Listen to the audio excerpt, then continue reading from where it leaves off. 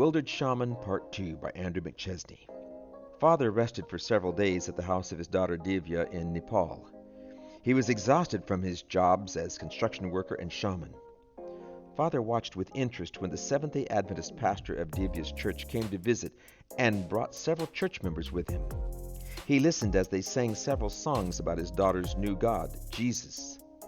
Then the pastor opened a Bible and read Jesus' invitation, "Come to me, all you who labor and are heavy laden, and I will give you rest." Matthew 11:28.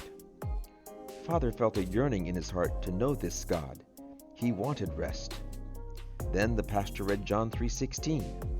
"For God so loved the world that he gave his only begotten Son, that whoever believes in him should not perish, but have everlasting life." Father's heart was touched. He had never heard of a God who had given his only Son to save humanity. He realized that there was no need for animal sacrifices because God sent his Son as the ultimate sacrifice for all time. After the pastor left, Father asked Divya for a Bible. He wanted to read those 2 verses for himself, but when he looked, he couldn't find them. Divya also couldn't find them, so she called the pastor. He showed how to find the verses. Father was delighted, and he began to read the Bible daily. On Sabbath, he went to church with Divya and his wife, who had been cured of her mysterious illness after Divya prayed. Father didn't understand anything at church or in the Bible, but he took the Bible when he left Mother with Divya and returned home to a neighboring town a short time later. At home, he resumed work as a shaman and construction worker during the day. At night, he read the Bible.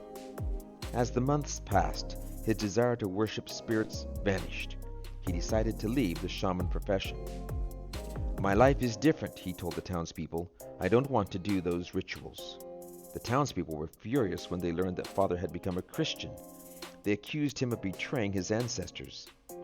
Father didn't mind. He was sure that he had found the one and only God. Today, Father and Mother are active Seventh-day Adventists. Father, whose full name is Krishna Lama, is 66 years old and a deacon. "I used to think that my home was where my ancestors lived," he said, "but now I feel like the church is my home.